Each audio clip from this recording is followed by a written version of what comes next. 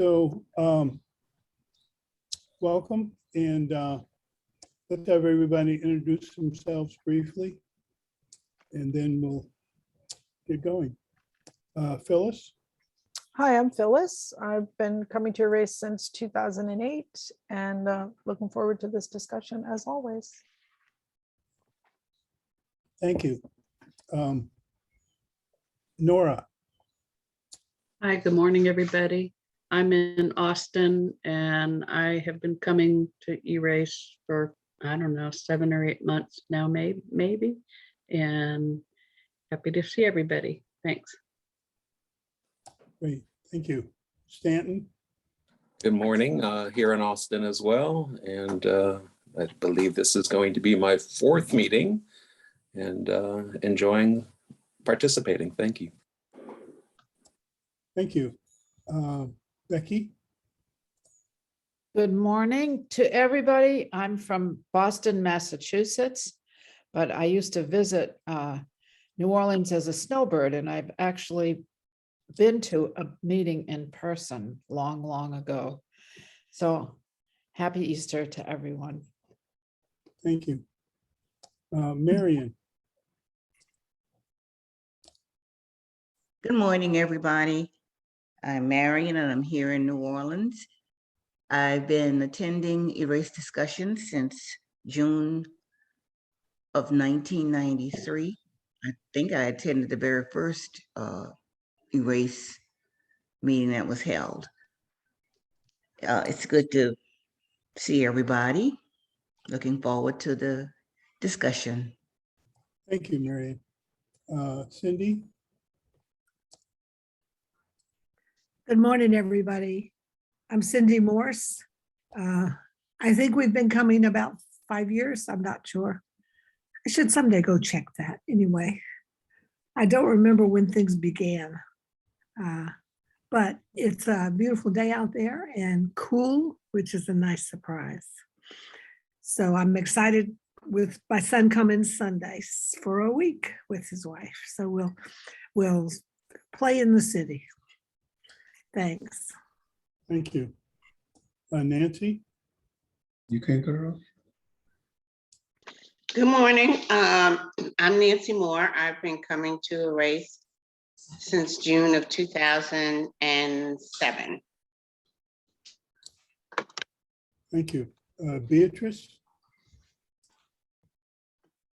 Good morning, I'm Beatrice here in East Point, Georgia, coming to Erace since '93, the founding in New Orleans, and an elementary school mate of Marion's from the years gone by. Good to be with everybody. Thank you.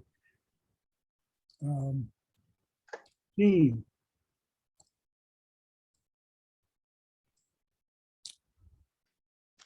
I have always so much problems finding the to unmute. And I'm Jean Walker. I've been coming for about 8 months. I live in Silver Spring, Maryland, which is just outside the District of Columbia. And I look forward to the discussion. I am so glad to be reminded of all these horrible things. And it wasn't just the South or New Jersey. And further north, it happened in the environs of DC too, very much so. Anyway, thank you. Look forward to seeing everybody. Thank you, Jean. Larry? Good morning. I'm Larry, and I believe I started with Erace around 94, 95, somewhere in that area. And I'm looking forward to today's topic, and I'm just blessed to be here this morning. Thank you. Dee Dee?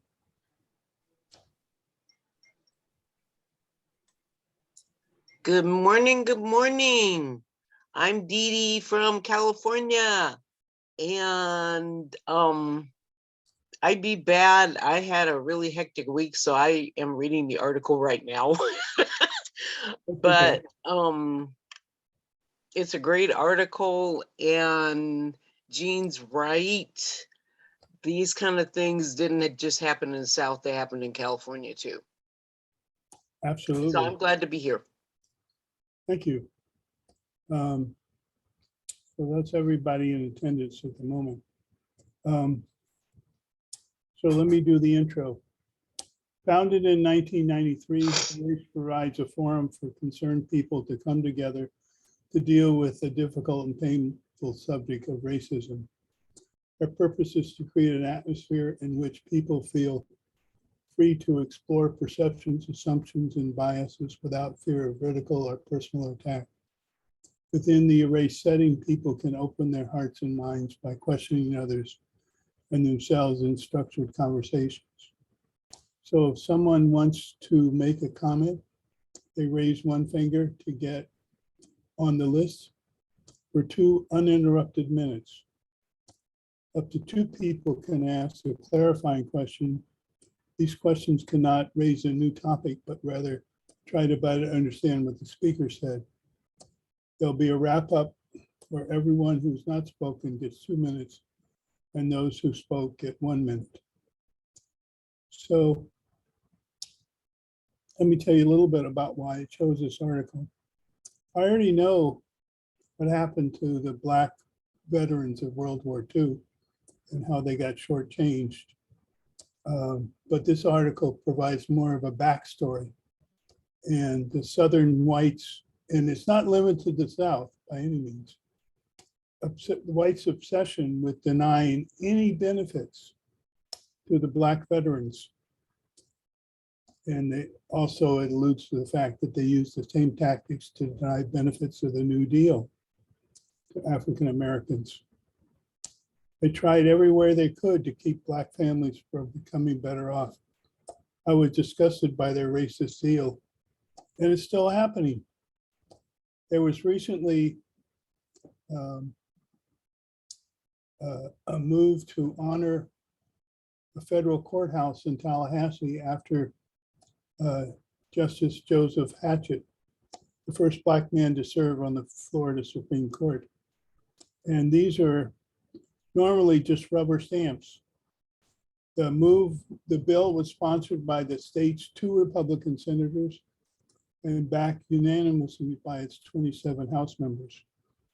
It was set the path, but in the last minute, there was a freshman congressman from Georgia who found a 23-year-old news clipping that said that Judge Hatchett had ruled against school prayer. Well, he was just following the federal mandate to do that. He wasn't doing anything extraordinary. But this guy convinced all the other Republicans to change their mind and vote against this measure. And when asked by one of the representatives who co-sponsored the bill why he voted against the measure he had sponsored, he said, "I don't know, but I think it's clear what happened. They wanted to deny any recognition or benefit to an African-American man." I think building names are important. They provide a legitimacy and historical record of accomplishment. We're in the process of changing names to honor Black achievement and take out the presence of slave owners. Perhaps as a response to taking down Confederate names and statues, Southern whites didn't want to give an honor to any other Black man. There's a war over a country's history. I'm not sure that the story that we read today about denial of benefits to Black veterans would be ever taught in their schools. They might consider it critical race theory or something. And so it's same old, and it's sad. It makes me a bit discouraged, but we need to keep talking about it. So I have some specific comments on the article, but I'd like to hear, which I'll save for the wrap up and I'm very interested in your response to this article. So the list is open. Marion? Anyone else? Okay, there it is. I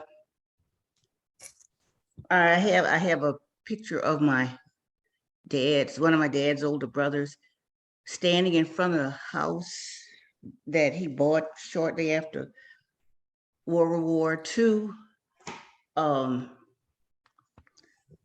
He's standing on the front porch with my grandfather, my grandmother, my younger brother, and my aunt. This is my uncle right here. He bought this house through the GI Bill. And I remember my grandfather and my dad and my uncle sitting at the kitchen table in this very house. I had to be about 9 or 10 years old, but I can remember that. And they were talking about it. And I remember thinking I didn't understand the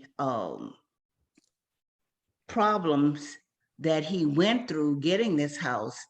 But I got the feeling that my grandfather and my dad, being the younger brother, were very proud that he was able to buy this house after World War II. But it's just amazing, and some of the things that we've talked about from the past, and I've lived long enough for us to be able to discuss this. But this is the house that he bought shortly after World War II. And of course, me being a little girl, I had no idea the significance of him buying the house or what he went through to be able to buy the house. But I do know my grandfather and the rest of the family were very, very proud that he was able to do this. So you all, from time to time, I'll be popping up with, I have I guess you call it a photo gallery in my living room of family members. And this just happened to have been one of those photos that I had. But the family was very proud, especially my grandfather, that my uncle was able to buy that house. Okay. We have, thank you, Marion. We have Glenn and Lynetta just joined us, and oh, let me add to the list. But I would offer you, Glenn, a chance to say hello. Peace be unto everyone. Thank you, Bill. Thank you. And Leonetta? She put in the chat that she's feeding her dad right now, so I don't think she can. Oh, okay, yeah. I didn't know that. Anyway, so we have Jean and Becky on the list. Anyone else? And Beatrice? Okay. So Jean, it's your time. Oh, yes. I said this happened in our area. I found out a number of years ago that there was a Levittown type enclave in Maryland, and once again, Black veterans, no Black people could come and live in there. And I mean, it's gone now, but there was a big article a while ago, I guess, about a white family that was able to sell their home in this Levittown community to a Black family, and that started things rolling. But the other thing is when I found out about redlining, I took my money out of the white banks and put them in a Black bank because I was not going to support that. But it just, all this stuff is still, you know, there are still these hurdles that African Americans and Latinos, you know, other people of color who have to go through to get what ordinarily everyday things we white people take for granted. And it's just incredible. I just sometimes don't have much faith. In fact, I keep thinking we're the worst species on earth. But anyway, I'm not very hopeful about us. Sorry. Okay. Thank you, Jean. Let me get the clock adjusted. Okay, Becky, it's your turn. Okay. Yeah, I'm very sad to learn about the restriction of benefits after service. And I think it was difficult. That must have been about 1946 that happened. So in 1979, in our area, our white area of Brookline, Mass, a group of us got together and bought some houses. I think we actually bought them. And then we invited people of color to come and live in the house. And some of us, one of the people that worked on this was the wife of the governor of Massachusetts. I don't think he was governor when she did this though, but she acted as a front and purchased houses, which then the people of color came and purchased from her. I don't know how that worked. And they lived there. So it was kind of a forced integration. But I think that those of us who did it got a very bad name for doing that. And it was difficult for any of us to run for public office. That was the price that we paid for doing that. And of course, it's awkward. I mean, it's a very awkward thing to have to do. But we did do it in any case. And I think now people of color can buy houses in Brookline and just live there. That there's no ban on public housing or anything else. And Brookline, Massachusetts has a very good public school. So that's a terrific advantage to living in the town.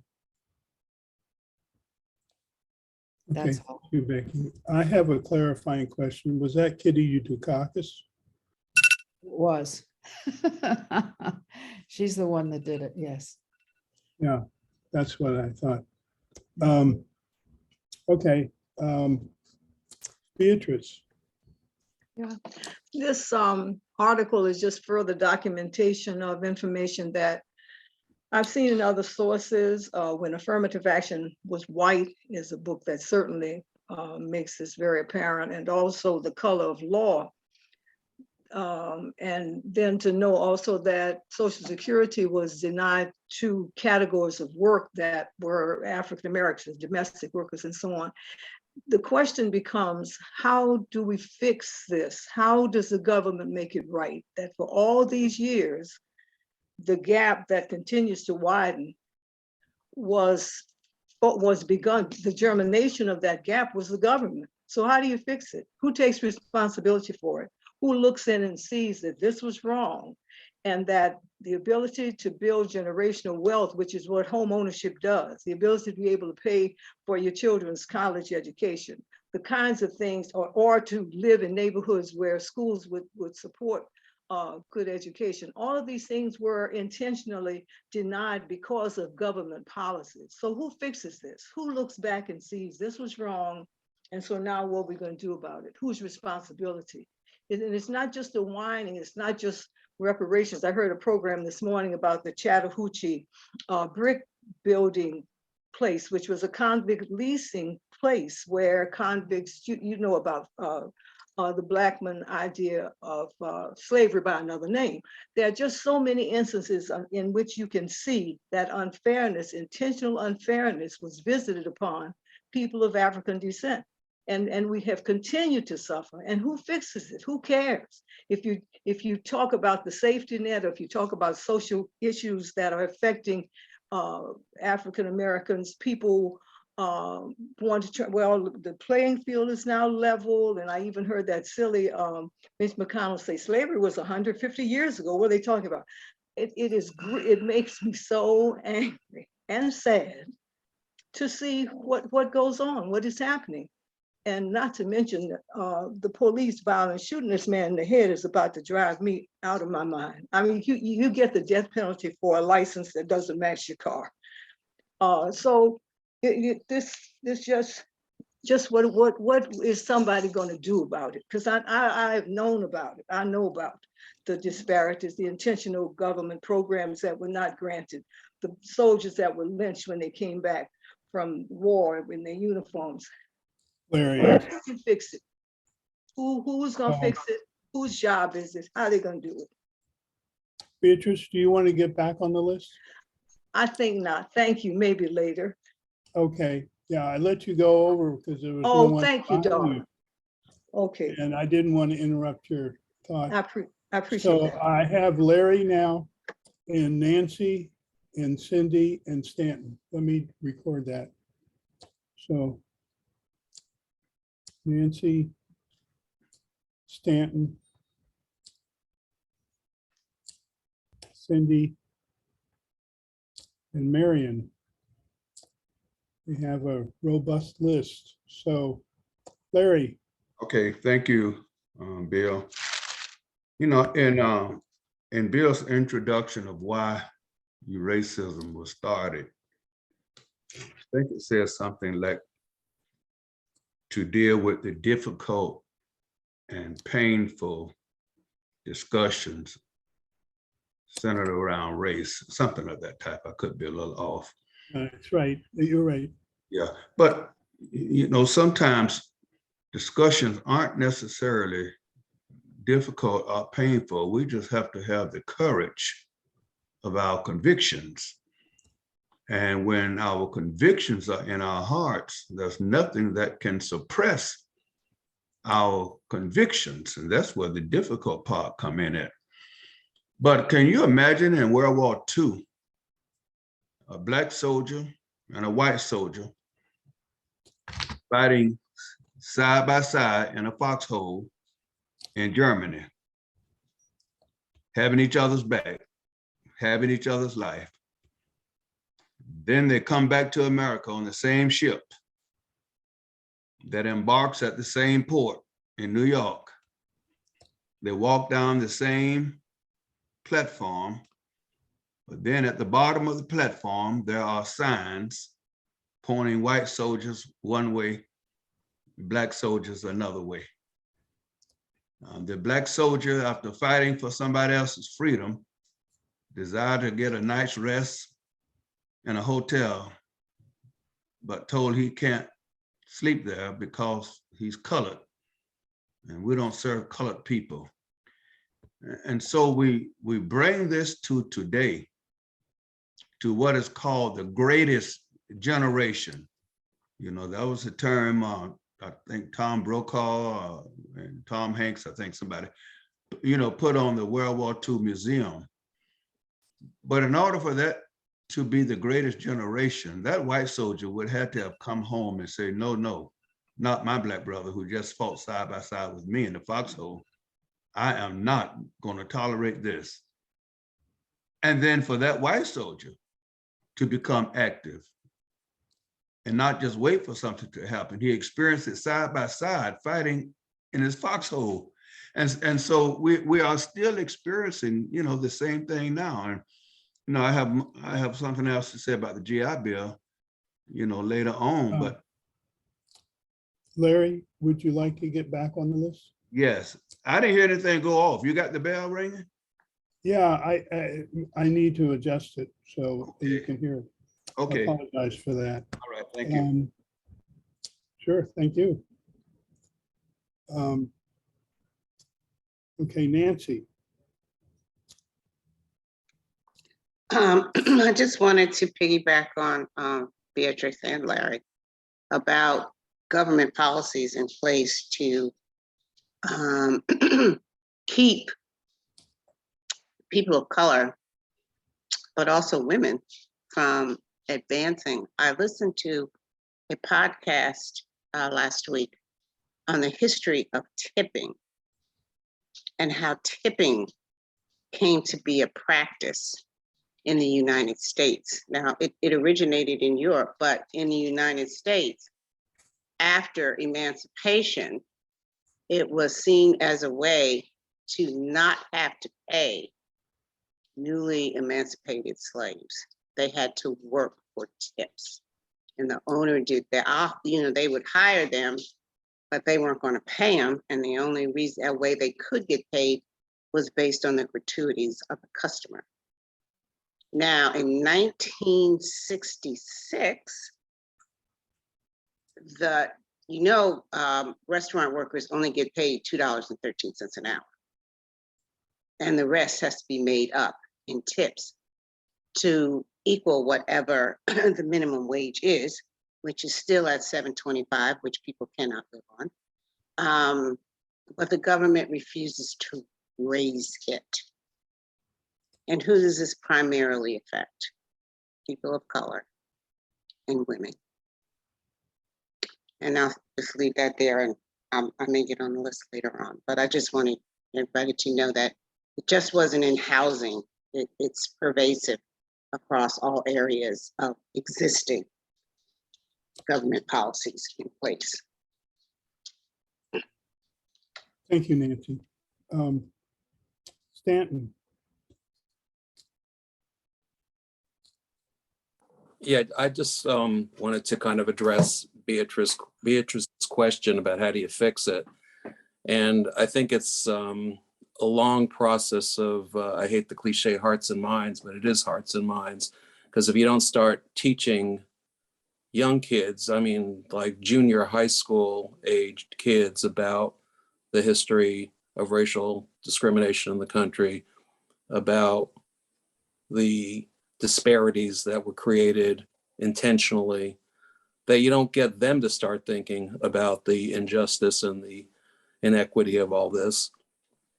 And they're the ones that hopefully would then vote in the people that would at least enact some legislation to help fix these man-created problems, because they can be man-created resolutions.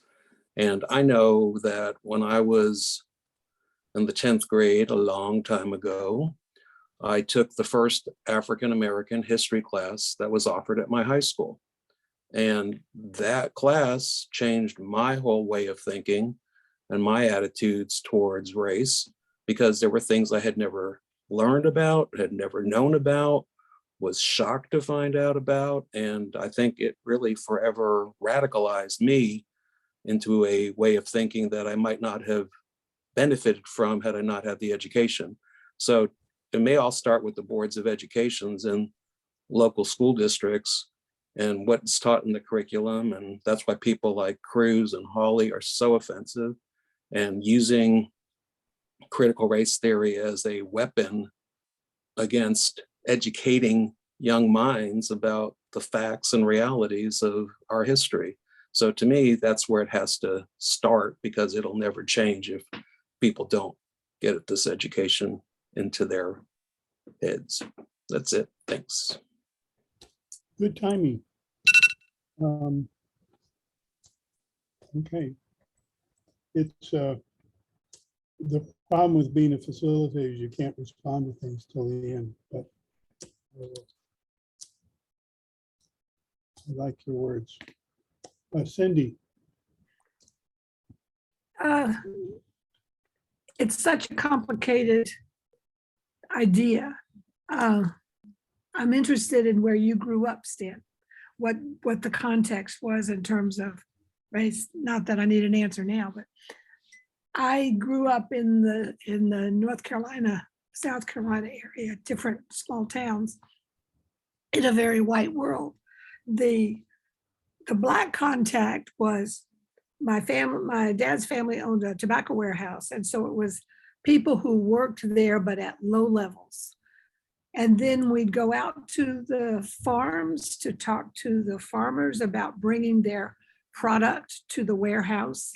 And my job was to keep the kids from bothering their dad while he was talking to my dad. But it was all a very differential level of status. So knowing not really much contact with Blacks of an equal nature. I mean, I never went to school with a Black person until I was in college.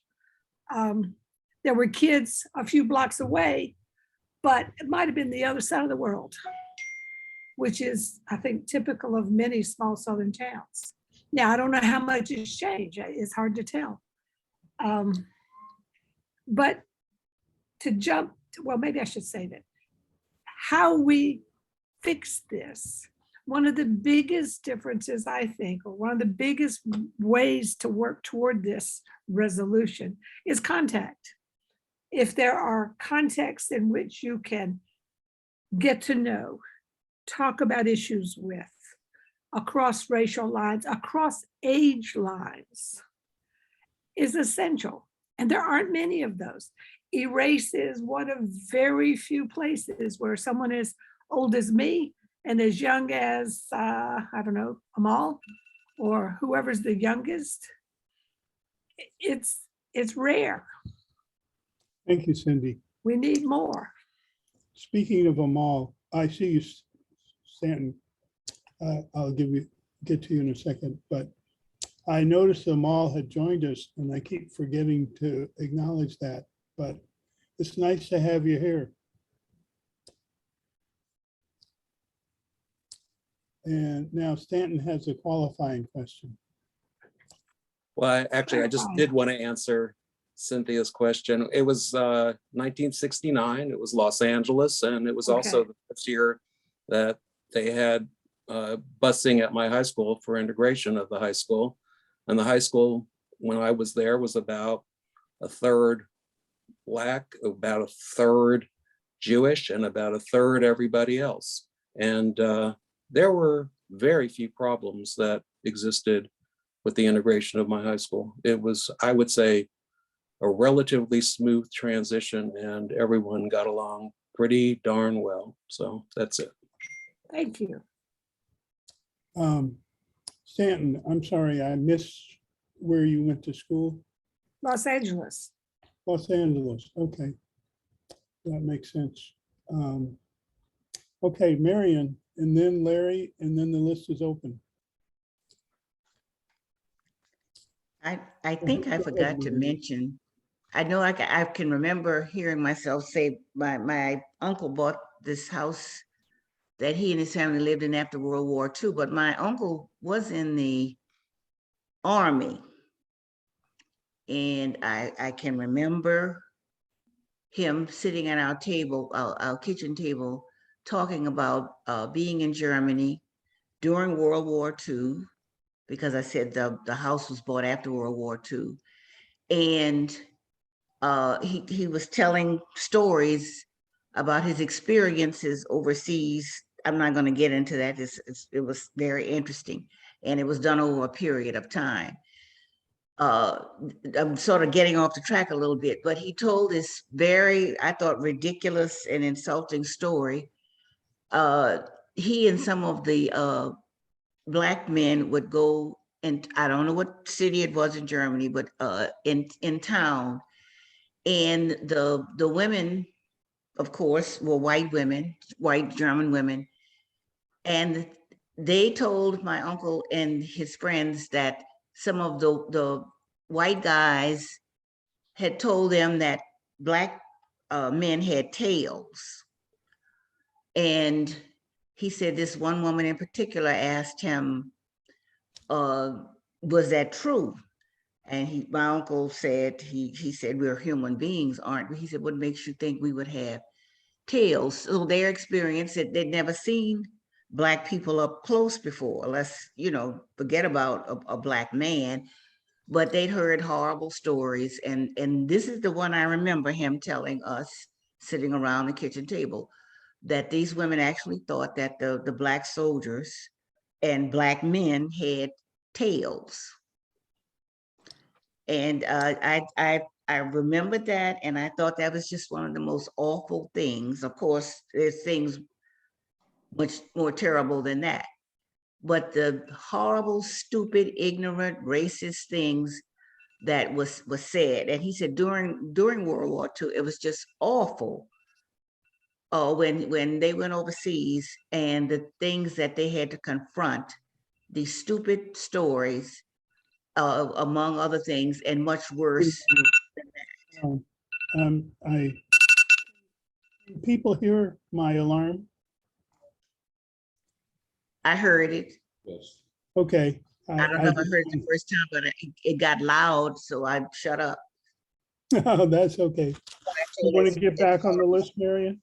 I'm gonna listen to what everybody has to say. Thanks. So here's several people that have raised their hands. And so we have Larry, Amal, and Leonetta. That's the list, and Becky. Okay, you know, So, go ahead, Larry. sometimes we hear terms like, you know, it's going to be a long process for us to get to where we need to be. And others ask, you know, how can we fix it? And, you know, things like that. But I think way back in around 1963 in Birmingham, there was a group of white church pastors that came up against Martin Luther King, and some of the charges against him was that he was trying to move too fast, you know, and them saying things like it's going to take a long time, and Martin Luther King, you know, would say how long, you know. And what we're dealing with now is pushback. You know, the Freedmen's Bureau that was created in 1865 to help advance the cause of the free enslaved, to help them with housing, and food, things of that type, clothing. You know, can you imagine all your life if all you've known is to be enslaved on a man's plantation, and then you been told by some emancipation proclamation that you are free? Free to do what? Free to go where? No home, no clothes, no food. So a lot of them had no choice but to go back to the enslavers' plantation, you know. And there's a verse in the Bible, in the book of Jeremiah, where the question is asked, can an Ethiopian change his skin, or can a leopard change his spots? Says if this is possible, then it is possible for those who are accustomed to doing evil to do good. So what is this whole process going to take? It's going to take a change of hearts. And until the heart change,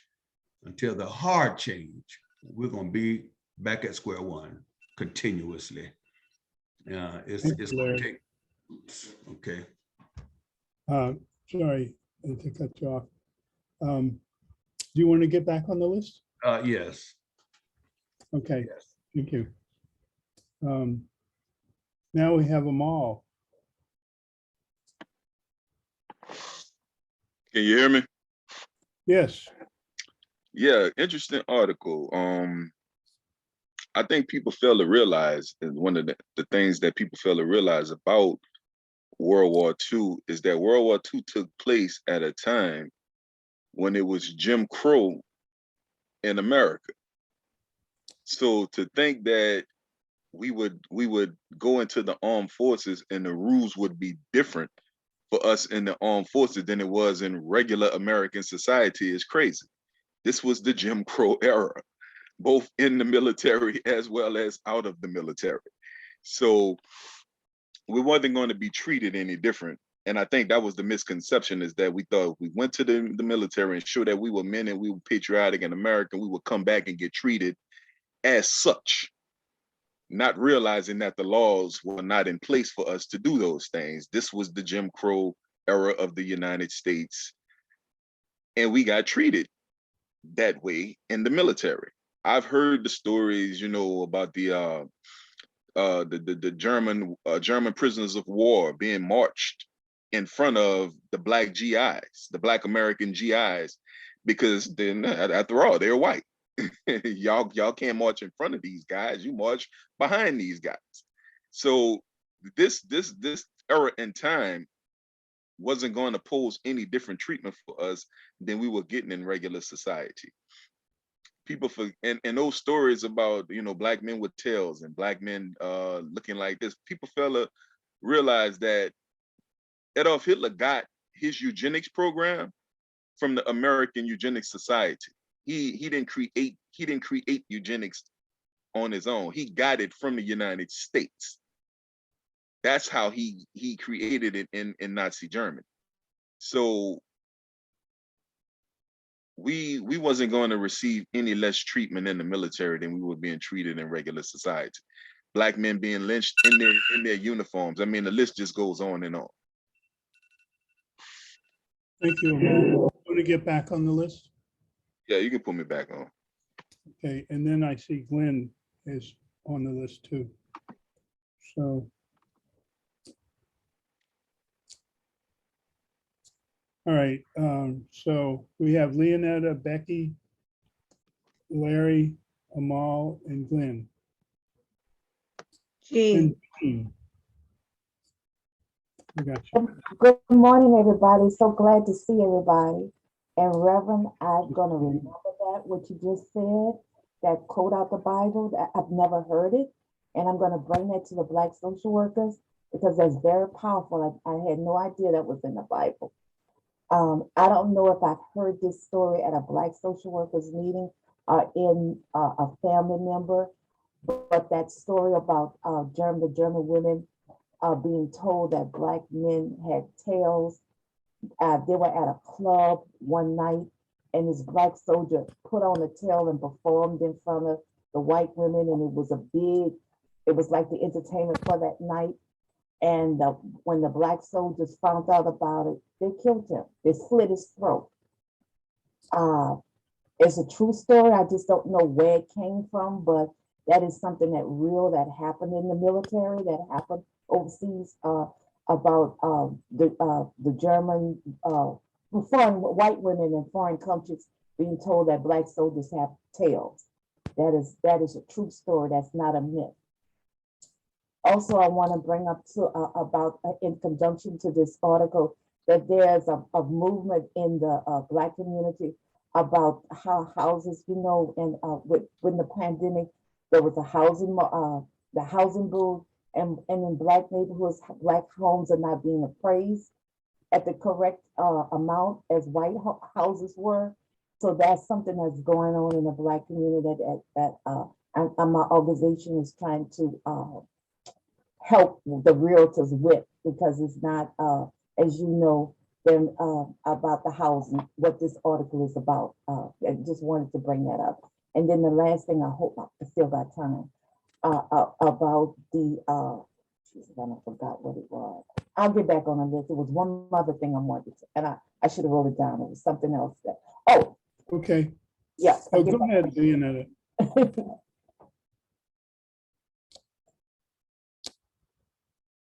Actually, your time is up now, but I'll put you back on the list.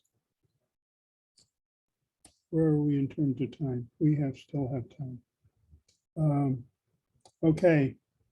It's Becky, Larry, Amal, Glenn, Jean, and Leonetta. Becky. Okay. I was wondering about when it changed in regard to all GIs, regardless of color, could get their GI benefits, because I can't imagine that they could have really fought the war in Vietnam without giving people of color benefits. They just wouldn't have gone. You couldn't part way. I don't know. I think it happened. You couldn't be drafted partway through the Vietnamese War, I believe, but somebody can correct me on that. And then I wanted to say that I think some of the veterans hospital medical care in some states or places, that care is very good. And I know in some places it's not, and it's probably given in a terrible manner racially, but at least I know some veterans hospitals, healthcare units that are very fair. And then, now maybe I've forgotten the last question too. Oh no, which war, one of the two world wars, soldiers of color were under the leadership of the French, because our country wouldn't allow them to fight next to white soldiers. That might have been the First World War. And I Yes. know that my partner, I think his father was the first in the Ardennes on the way to Germany, and then his son also fought in the Ardennes in the Second World War. Well, okay, I'll stop so that somebody can answer the two questions. Well,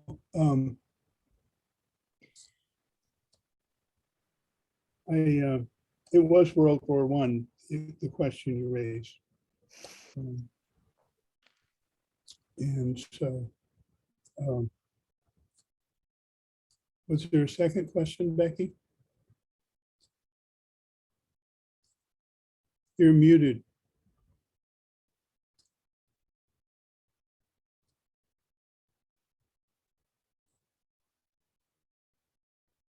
You're still muted, Becky.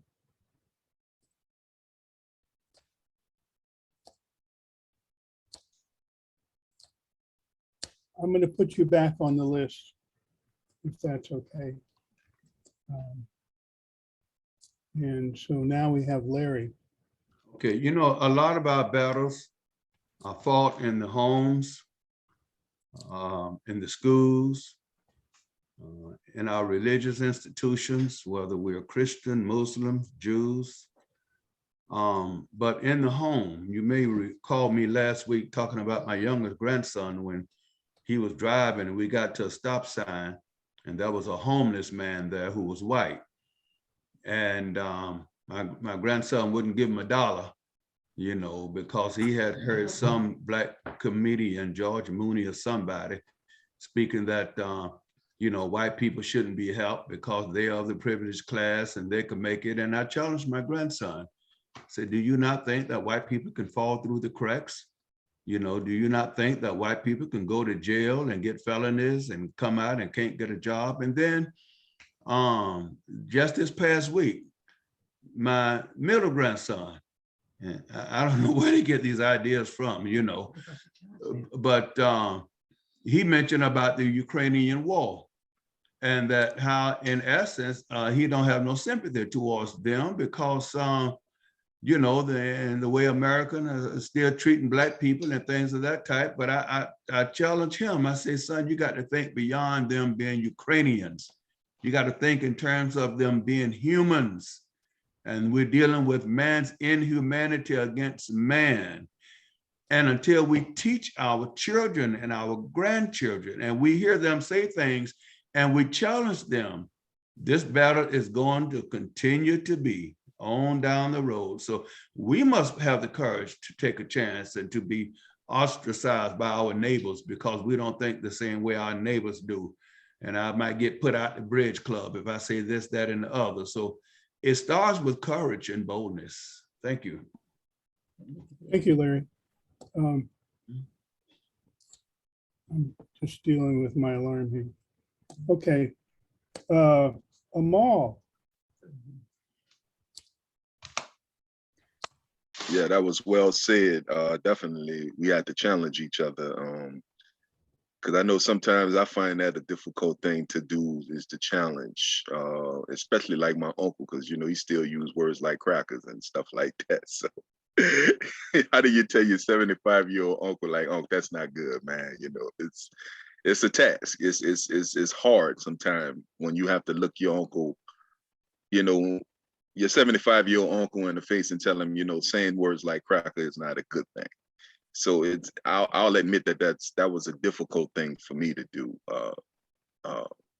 with my uncle, but nevertheless we had the conversation.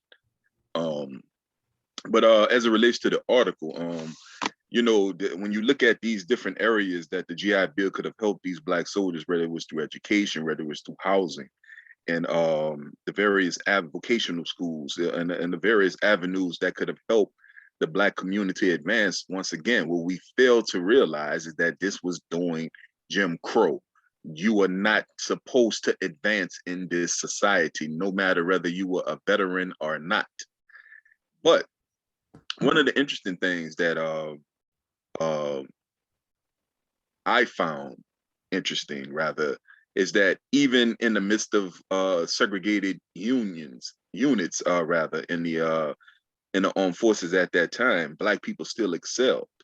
You know, the Tuskegee Airmen were exceptional soldiers. The Monk's Point. A lot of people don't know about these guys, but they're called the Monk's Point Marines.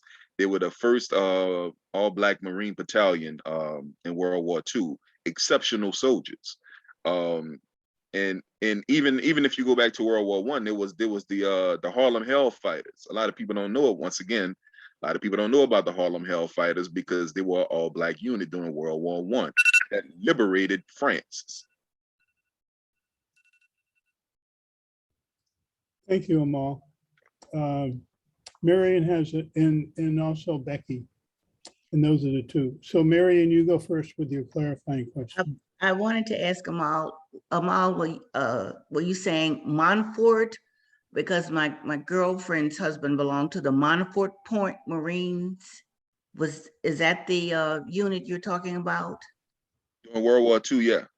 Montfort Point. Yeah, Montfort Point Marines. Maybe I said it wrong. I thought I said the Montfort. Montfort Point Marines. Yes, Okay, Montford.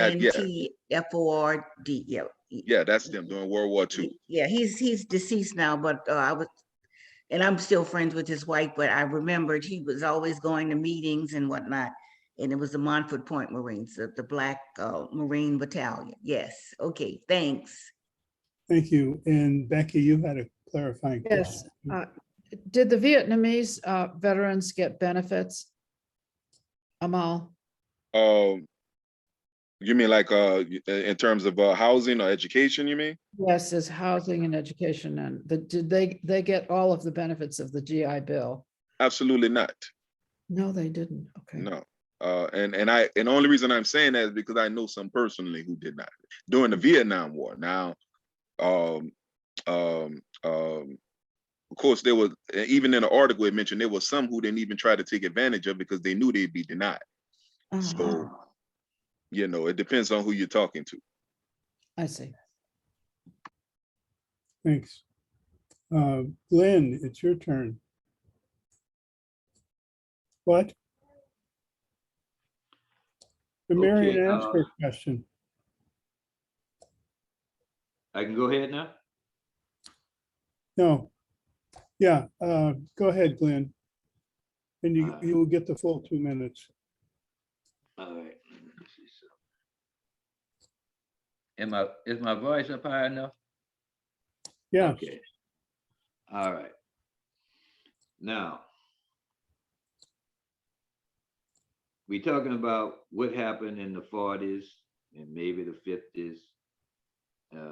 But I know veterans who are from the Vietnam veterans and other veterans. They don't have African Americans. They don't have no problem getting good results from the GI Bill.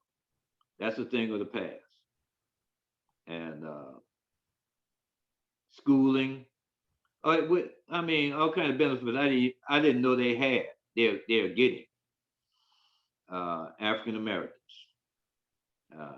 It's not discrimination in the GI Bill anymore. See you, Larry. Now, also back then, when they had this white neighborhood being built in Pennsylvania and we couldn't get in there. Why we got to get in the white neighborhood? Why we got to be around white folks at all? Why could we just build right? Look, yeah, people wanted to leave New Orleans and go to some suburbs, like something was wrong with living in the city of New Orleans. We know there's nothing wrong with living in the city now because white folks is coming back into these bad neighborhoods and fixing the houses up and creating a paradise for themselves right in the city where they can bike ride to work instead of commuting 60 miles to get to work. So, you know, it's our thinking that needs to be more rational. And we're gonna have to wait until white folks' heart change. No, I ain't waiting for no white folks' heart change. That's ridiculous, waiting for their heart to change, but for your condition to change. And I'll get back on the list. I'm not finished with that. Okay, thank you. Okay, the list is, let me see what time it is. Maybe we have a time for a couple more. It's Jean, Leonetta, Becky, Larry, and Glenn. Jean. The one issue that I see today, at least in our area, is affordable housing, period. And like in Montgomery County, the people who are running for county executive, the majority of them are up for economic development, and they're talking about bringing businesses in our downtown area. The existing county executive is working on affordable housing so that those areas that have additional space with no houses on it, so that they stop developers coming in and tearing down affordable housing and buying them and then destroying them and building these mansions. And that's one way in terms of fighting some of this so that the housing is affordable to everybody. I don't know how we do it other than through our votes, but I know I'm open to suggestions. And I'm not saying that everybody's got to live in white neighborhoods, but I think all neighborhoods should be equal and all appraisers should be equal. And if you're going to sell your black house, then get a white person to get it appraised and put on the market. That's what they have done to show just how discriminatory things are here. So, all right, sorry, have a great day. Thank you. No need to apologize. Leonetta. Yes, I remember what it was. I worked with a group on reparation, and one of the formulas that I put forth was with this GI Bill. Whenever we meet, I bring this up, that we need to look at the equity, what a family would have had if they were able to buy a house at that time. And all over the United States, look at that, what that family would have had, and put that into the calculation. I am one of the few people that's in this group that are against giving checks. I don't want that. I think we need to look at family wealth. That's what we need to look at, not checks.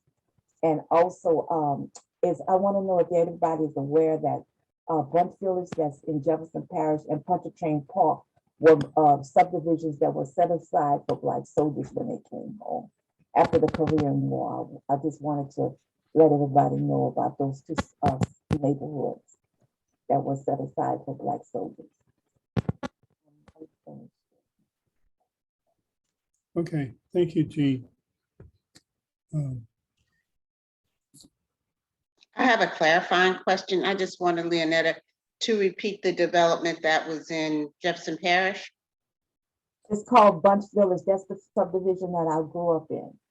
Okay. It's as near, I can let you know where it is. If you ever been to Providence Cemetery, it's a subdivision right next to it. Okay. Was it in Metairie? Yes, yes, okay. Right off Airline. Okay. Thank you. Isn't that Kenner? Because my mother's buried in Providence. Isn't that the it's Kenner? Not Metairie. It's not Kenner, it's Metairie. It's Metairie? Oh, okay. All right. Thank you. Let me go back to the list. So we have Becky and Leonetta. Becky and Larry and Glenn, and probably room for one more person. Do I want to get on the list? Okay, Well, maybe we'll close the list after then. And, Becky, I guess I'll just tell us one story. I'm in a partnership with a person of color. So his brother fought in the Korean War and then in the Vietnamese War. And he was never sent home, and he was really exhausted. And if he'd been white, he would have been sent home so that he could recover for a while. And his father had to write Senator Kennedy in Washington to get his son sent home from the Korean and Vietnamese wars. But I believe he did get the GI benefits when he got home. So I'm a little confused about that part, whether they were available to him when he got home and to other people as well. That's all. okay, thank you, Becky.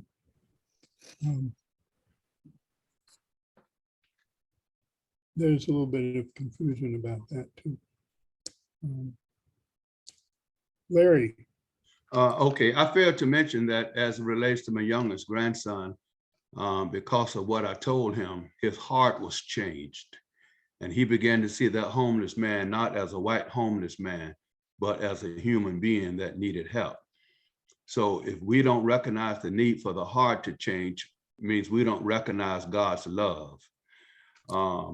You know, when we talk about the 40s and the 50s and what's in the past, you know, for 400 something years, we've been hearing the argument, well, slavery is in the past, segregation is in the past, Jim Crow is in the past, apartheid is in the past, lynching is in the past. And we make no connections to make those things relevant to where we are today. And that goes back to this thing called the Stockholm Syndrome, where those who are the ancestors of those who were held captive began to take on the attitude and mindset of those who were the enslavers, those who were considered to be the masters. And this is part of the problem where we are today. 12%, I think, of black men voted for Donald Trump in this last election. Why? Because they have become a part of this Stockholm Syndrome. They felt that their money was being threatened by Biden or whoever. And so this thing goes deeper, you know, than just talk about things that are in the past. If we can't relate the past to our current, then we'll be dealing with our current 50 years from now. Thank you. thank you, Larry.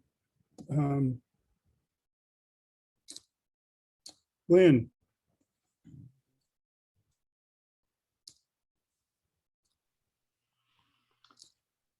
Now, I'm going to tell you what happened to us in slavery and Jim Crow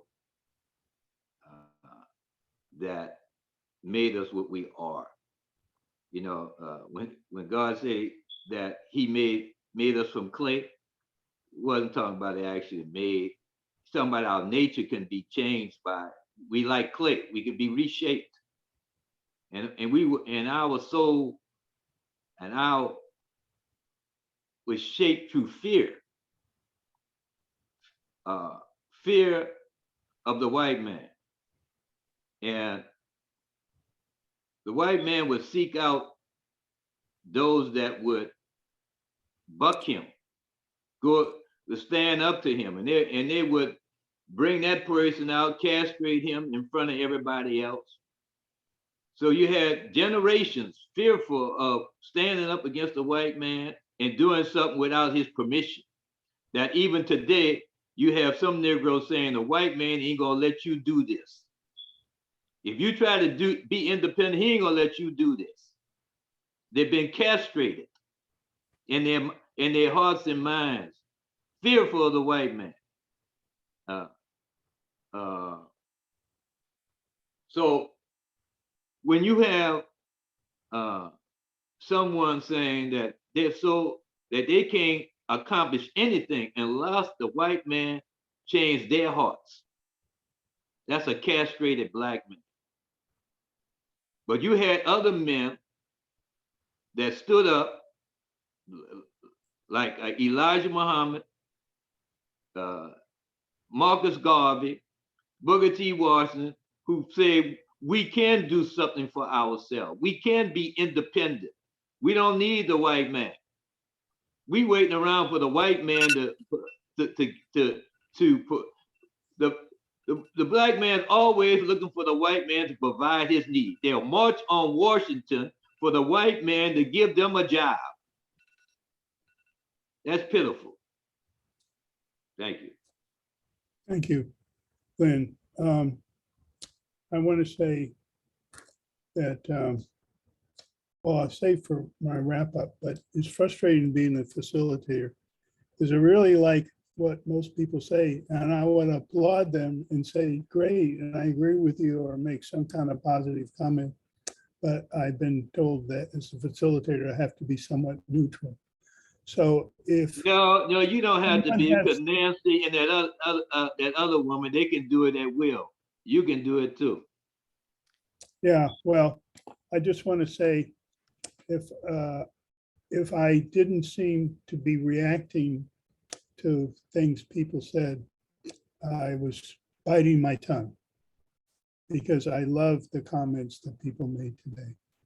And so we're going to do the wrap up by individuals first. And I'm looking at this and I think Phyllis and Nora and Dee Dee did not speak. So you get 2 minutes. Did I leave anyone out? Okay. Phyllis, it's your turn. This was a really good topic to discuss. For me, I think it's important to not only look at what was done in the past, but know that there are things going on right now that are still oppressing people and holding people back and keeping boots on people's necks, that we need to be looking at solutions for, instead of just relating stories and experiences and situations from the past. We have a government now that we don't know who's going to be in charge after the midterms. And it's scary to think of going back to the way it was when 45 was in the White House. I don't know if I can emotionally handle that personally. So I just hope that we can, as a group, start looking at forward-thinking solutions to deal with what we have to deal with today. Thanks, Bill. Thank you. Nora, you have 2 minutes. You want to? So when Stanton was speaking about the class he took that really changed his viewpoint, I was thinking, oh, he could be a poster child for an anti-critical race theory movement. That's exactly what is not wanted. We don't want. It's not. He's not persuaded to change his mind.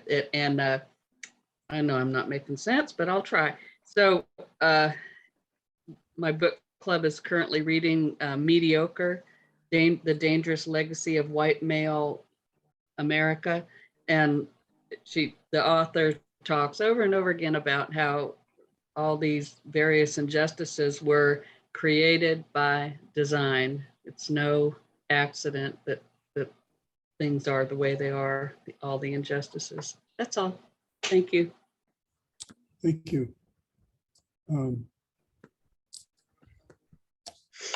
Ruth. Okay. Dee Dee, you have 2 minutes. I love this topic because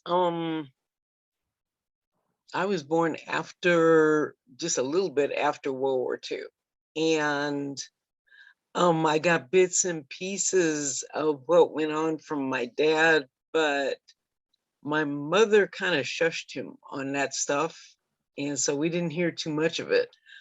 The next exposure I really got was when I was in funeral service and I was meeting with the grieving families of their deceased.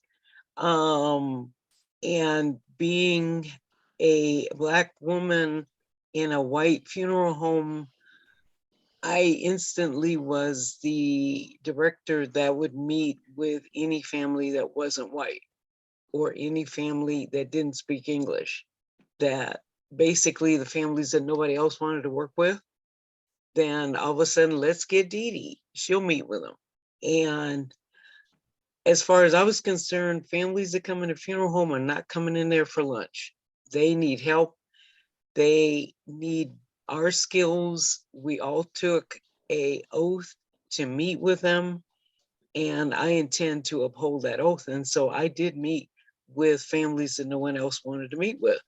I learned very quickly when I was asking, you know, because one of the questions that is asked in California is veteran status. Was he a veteran? What branch of the service was he honorably discharged? And I learned very quickly that you almost never, ever heard of a Black Marine in World War II. So I was really intrigued with Marion's comment. You never heard, if you did hear of a Black person being in the Navy, they were a cook, okay? And so this goes back a whole lot farther than the veterans benefits when they got out, because they were categorized when they went in. And the one statement that Stanton said that really answer to some of B's frustration of when is this going to end? When is this going to get better? Is he said, man's created resolutions. And that was very, those 3 words. It's, we created a problem, we've got to fix the problem, and we have to own it. And that takes courage, just like Larry said. Yeah, thank you. Well said. I let you run over a little bit, but I didn't want to interrupt your train of thought. So Thank now you. we're going to, we're going to move to the 1 minute wrap ups. Let me adjust the alarm first. Okay, Stanton, you have 1 minute for wrap up. Yeah, I just want to say in conclusion that I don't think anybody's looking for institutionalized handouts from anybody. That's not what people want. But by contrast, nobody wants institutionalized roadblocks put in their way. And you can always get around a roadblock, but it just makes it that much harder. And if something can be done to remove that impediment, then I think that's our collective responsibility. That's it. Thank you. Becky, you have a minute. Yeah, I think this has been a really good discussion, and I want to hear, I'm very pleased to be reminded of the Tuskegee Airmen, and would like to hear the name of the other group as well as the World War I group again. Thank you. Thank you. Marion, you have a minute.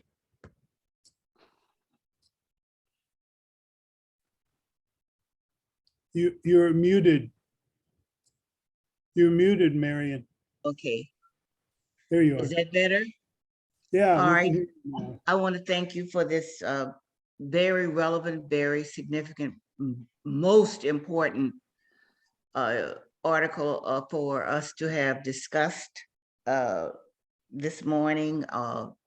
It brought back memories of the men in my family who served in the military, and I just all of a sudden it popped into my mind. One of my nephews was killed in the Vietnam War, and my younger brother is burned scars on his body from an explosion in the Vietnam War, but he did survive. And let me take this opportunity to remind a certain person that this is not a forum for a personal attack. One member of our discussion group was personally attacked a few minutes ago. We are here to have relevant discussions.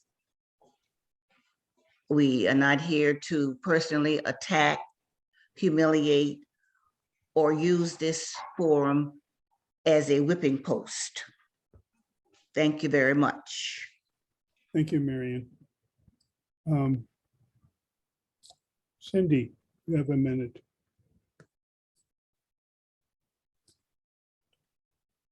It's a topic that has layers and layers and layers and layers and layers. So much of my contact with Blacks had to do with teaching and the teachers that I worked with and the children that I taught. The first school I taught in, since I finished the master's, was 99% Black. Easy kids, special kids. It was good. Then I moved uptown, taught in a school that was 50-50 with a bunch of foreign kids. That was interesting. Whenever the topic is easy, I find talking about the racial history of our country for the kids I taught, again, they were little, had to do with putting it in context of my life. So when I was a little girl, all the schools were white and you couldn't really have a Black friend. Kids didn't believe me, which I found, wow, that's really nice. They did not believe I was telling the truth. So there was hope there, but certainly that's changed over time. We have a lot to do, but we need to talk about it. We need to take it out of the dark shadows of past history and discuss it. Cindy, I'll let you, I know, I'm sorry. No, don't apologize. I just don't, I don't want to cut people's thoughts off in No, sentence. long enough. So now it's Nancy. Oh, this is a very good topic, Bill. There were a lot of layers to this that, that we could have dug into even deeper and further in other segments. I had an uncle who was in the Army in World War II, and he was in D-Day, and he, when they had the 75th anniversary of D-Day, you did not see any Black soldiers involved in that ceremony, which was appalling because he was in the 269th Amphibious Unit, and they got no mention at all, no recognition, anything. He also came home and tried to buy a house and couldn't get a loan in Essex County, New Jersey, and had to go out to, I don't know what county it is, but it was Plainfield before he could get a loan. He couldn't get a loan in Essex County. This was a very accomplished individual who played for Rutgers University, and he did a lot of good things in his life. And it wasn't until he was very old that he got any recognition for it and whatnot. And I also want to say, I know I'm going over time, but to people who think that I'm rude and interruptive, me and another woman are rude and interruptive. See how far this organization goes without us. Okay, and I don't mean that to be a threat, but that was pretty insulting. Yeah. Thank you, Nancy. I agree. Oh, and I was in the Navy and I was an accountant. Thank you. Thank you for your service. Okay, we have Beatrice now for 1 minute. Yeah, it's very good discussion. Every problem that involves humans requires a multi-pronged approach. Education, changing of hearts and minds, political involvement, advocacy, all these things that you can't do everything, but we can all do something. Marcus Garvey said, up you mighty race, you can accomplish what you will. Well, that is true. Also, though, if there are strategies in place, strategic strategies that are against your accomplishing, the will can only do so much. And I think we have to encourage people. We have to be politically involved and active. And such a thing as adverse childhood experiences, and they call them ACEs. And some children have 16, 15 before they turn 12. You know, what are they going to do? We have generational trauma, we have blood memory, all that stuff. We can't just wipe it away and say, y'all get yourselves together and do something. Go against, there's only so much, but we have to, everybody, you can't do everything, but we can all do something. Thanks for the discussion. Thank you. Thank you, Beatrice. Jean. Yes, I would echo what Beatrice said. We all need to be involved and do something. There is something we can do. I mean, the best that I think I can do really is just advocate for the right people to be holding at least local office, and be aware of what our issues are within our community, try to work towards a better community. So, and that was a good topic. I was glad to be remembering it. I wish things were a whole lot different now, but they're not. Thank you. Everybody have a great week. A happy Easter if you celebrate Easter. And see you next week. Bye. Thank you, Jean. Larry. No, Martin Luther King's whole approach to solving, or at least confronting, the racial issues in America was about love. Love that requires the change of a human's heart. All that I believe in as a Christian culminates on Easter Sunday, and it's about love. God loving his creations and trying to restore us back to our proper place. So there are some things that we cannot leave out of the conversation.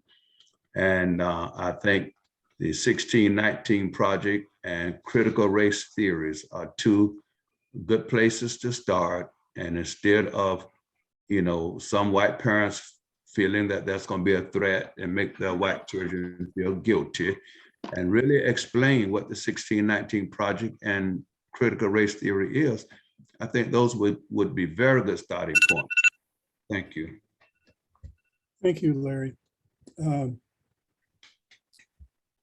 Leonetta, and then Amal.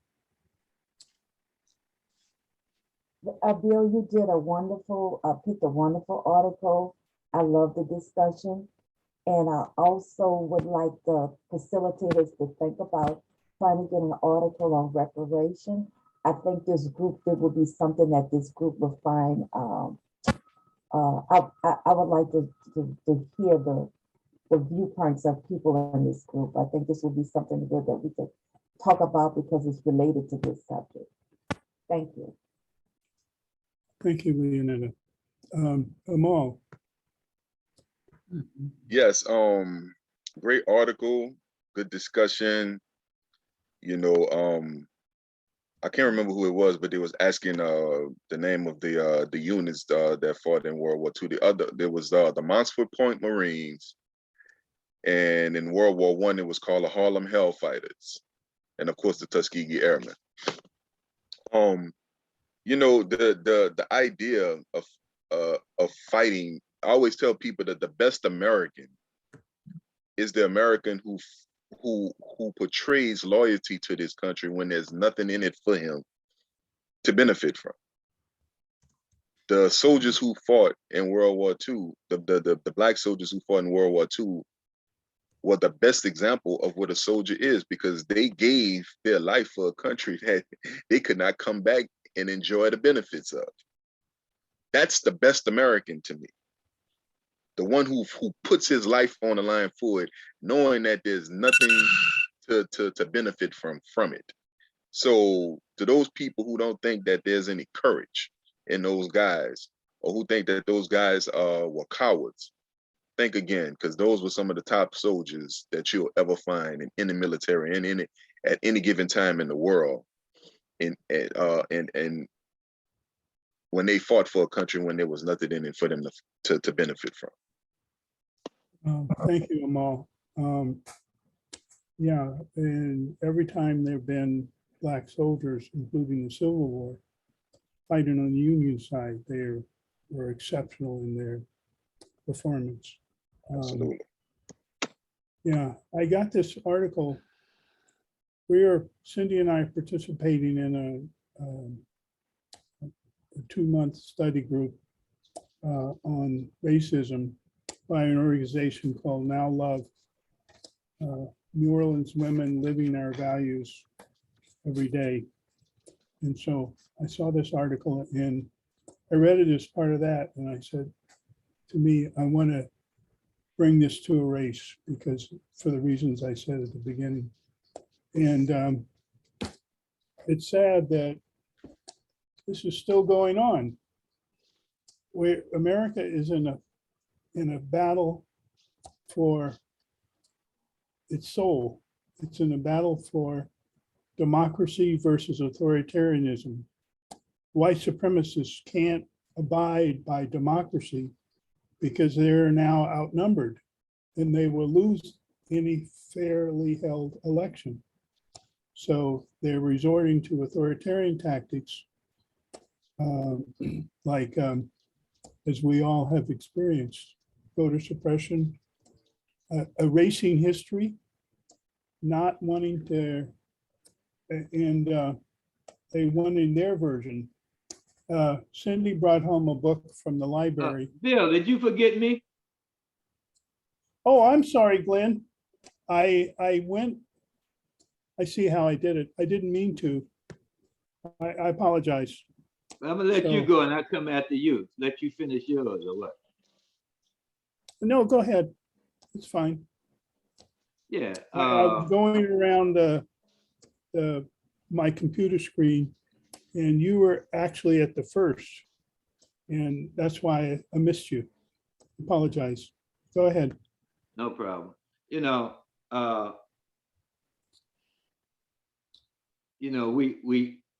A lot of laws were changed to protect us from discrimination, but you can't make a law for every little thing. And when we say, well, we need to learn from history, why don't you go back and look at some of these things that we done for ourselves to solve problems for ourselves. It's all right. So you say redlining, they didn't allow. Well, get your own bank. What's wrong with you getting your own bank? Why you got to wait? And that's what we done in New Orleans. We had African Americans got their own bank. All right, the hospital wasn't treating us right. We built our own hospital here in New Orleans, pre-civil rights. So look at those positive. And one of our great leaders who we don't even know about is Jackie Robinson. Jackie Robinson opened 2 black banks. So we can still do those things today and stop griping about what the country offers you the opportunity to do these things for yourself. That's it. Thank you, Glenn. As I started to say, before I forgot Glenn, I apologize for that. It was clearly unintentional. But there was something about, how, I think it was Amal who said, I apologize if it wasn't, no, it was Larry, talked about the Stockholm Syndrome. And a good example of that is Herschel Walker, who's running in Georgia for Senate against Warnock. And the whites said, oh, well, they have to get a black guy to run against Warnock. And so they picked this guy, Herschel Walker, who has abusive behavior. I heard him speak. He doesn't sound that intelligent. But he takes on the era of the white supremacists because he takes on a white grievance stance. I've heard him complaining about how he's been mistreated. And so that's still going on. Tim Scott is another one. Hey, could you hold up that book that you was holding up again so I can see the name Yeah, I of it? was going to start this, and Cindy brought home a book from the library, not because we wanted to believe in it, but we were just interested in how it's stated and what the opposition said. It's called Erasing America. And it's by an historian. What does that subtitle say? It says, Destroying Our Future by Destroying Our Past. And this is part of the war for the history. And he said in the book cover, he said, maybe it will be a name in history. He's talking about America. Quote, a nation founded on genocide, built on the backs of slaves, and maintained through the subjugation of women, as one celebrated critic puts it. There will be no monuments to American heroes, no stories that praise them. And one of the things that said on the back, a guy who was Sebastian Gupta, who was a Fox News analyst and former deputy assistant to 45th president, he says, without history, any nation, any community is lost. The left wants to erase the true and noble history of America. We cannot let them. Erasing America sets the record straight on who we are and why ours is the greatest nation in God's earth. And so they're saying they don't want their history erased. They don't want their version of history erased, and which is a false version. And so that's the battle we're in. We're in this battle for who writes the history of America. And the Civil War was one of the first wars where the losers got the right to history. I think it was probably the first war where the losers got the right to history. And that was because the Northern whites wanted the white Southern whites to rejoin them. And so they gave them all these abilities. This was obviously before Google or anything like that. I didn't hear what you say. So I wanted to ask, close on a fact. I looked it up. It said in the last sentence of the article, the median income for white households was 2009 was 76,000. For black households, it was 46,000. But the real issue there, I mean, that's not good, is net worth, because that's what this article is about, the inability of Black families to build net worth. And right now, I looked it up on Google, the median white household's net worth is 188,000.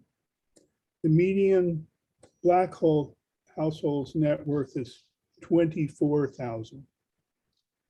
And that huge discrepancy is largely driven by what this article writes about. And I think it's both a moral and legal condition for reparations. Because the government intentionally denied that ability to create wealth to Black families. And it was the government that did it. As the article said, the GI Bill was one of the greatest creators of wealth inequality in this country. And I think it's time to do that, whether the legislature will ever get around to doing that, and they'll claim that everybody wants a handout. When they were the ones who were getting the handouts for years. And anyway, I really appreciated your discussion. I hope everybody has a great Easter. And Marion, are you have an announcement or a continuation of the conversation?